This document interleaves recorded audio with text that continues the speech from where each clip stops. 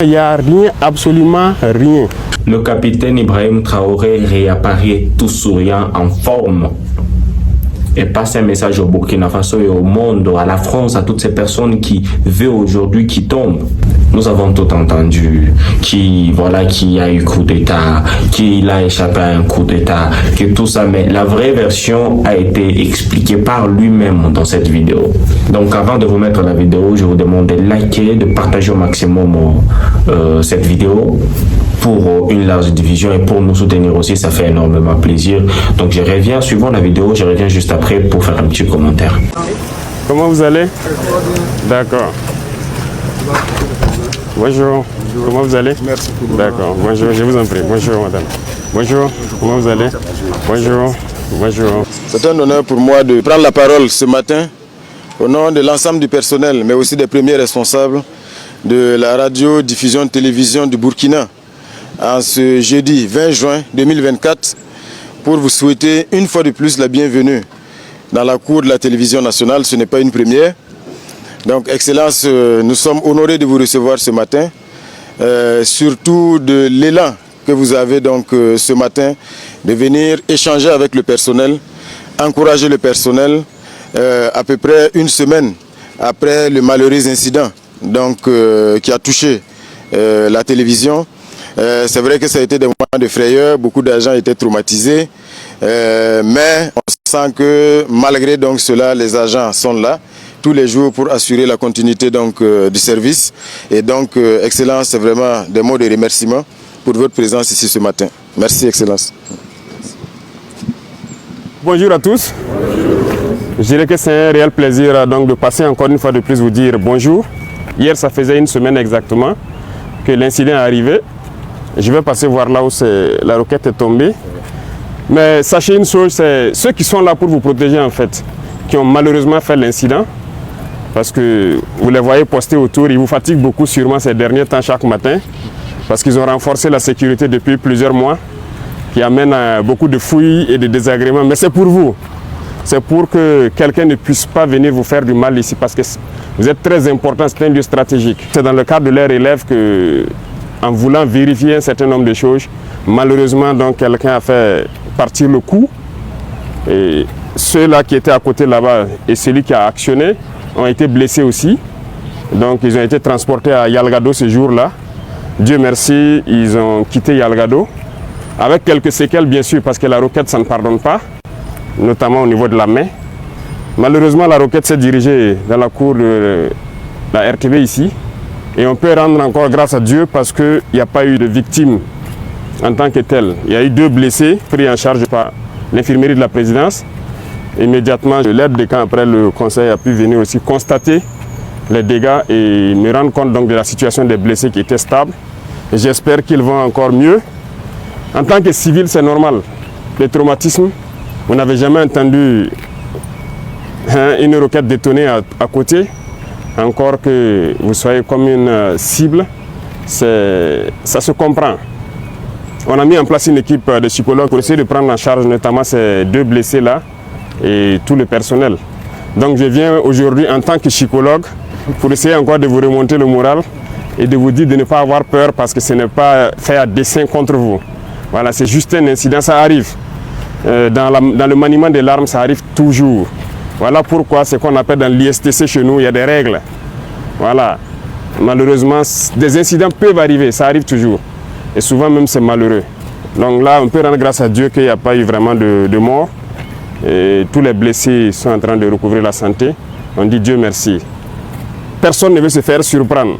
Donc quand une relève arrive là, chacun veut vérifier que ces instruments de travail là marchent très bien. C'est normal, c'est logique. Voilà. Mais nous sommes en ville et ces incidents ne doivent pas arriver en ville. Donc ne soyez pas plus apeurés que ça. Et j'espère que la tension est en train de baisser. On a duré avant de venir vous voir parce que, avec juste raison, on pourrait vous expliquer le pourquoi. Sinon, dès le lendemain, on pourrait venir vous voir. Mais on a fait sciemment et je pense que vous comprendrez.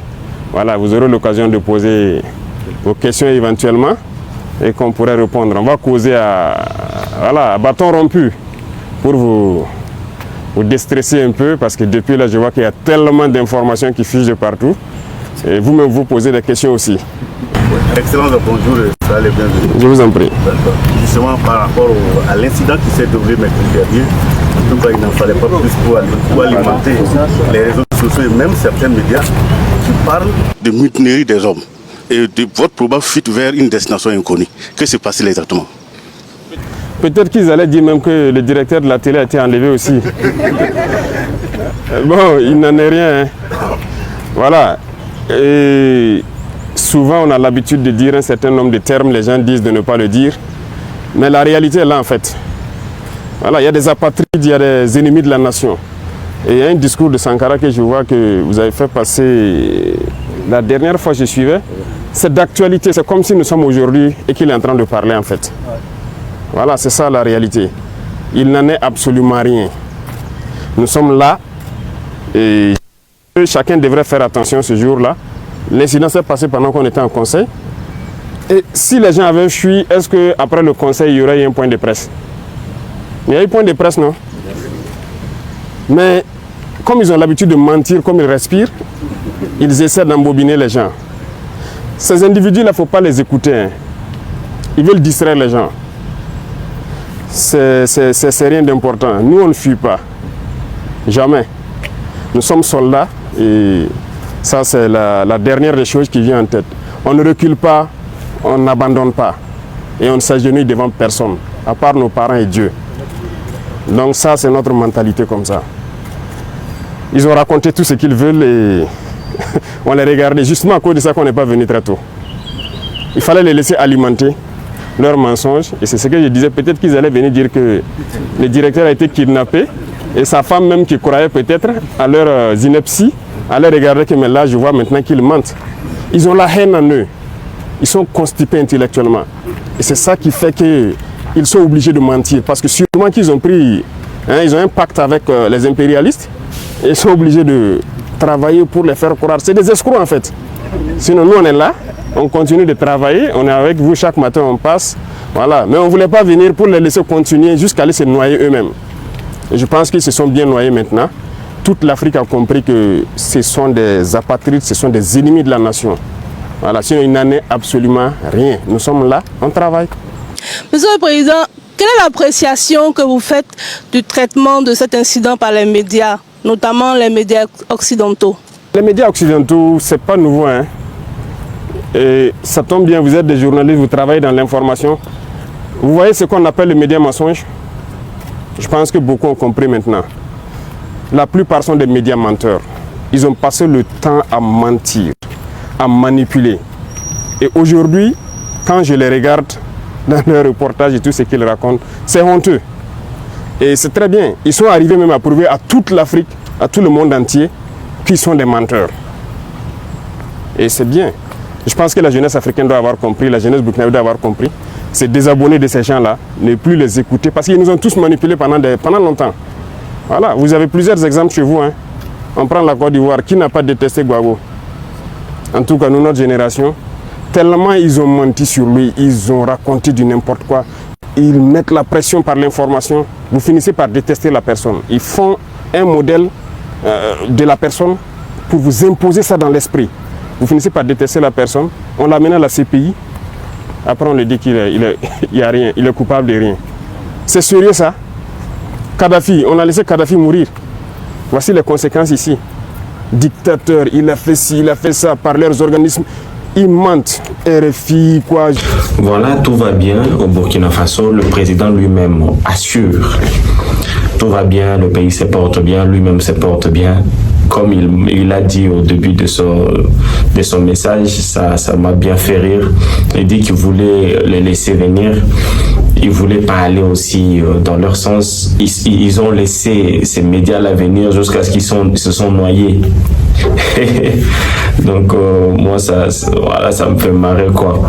Donc, ils ne voulaient pas aller dans leur sens parce que c'est eux qui disaient que non, voilà, il ne va pas bien et voilà, les pays a des problèmes. Et lui ne voulait pas sortir. Ibrahim Traoré ne voulait pas venir voilà, démentir ou faire quoi que ce soit. Ça, c'est donner de l'importance à ce qu'ils disent. Donc, il a fait semblant, il a rejeté ça, puis il est resté serein.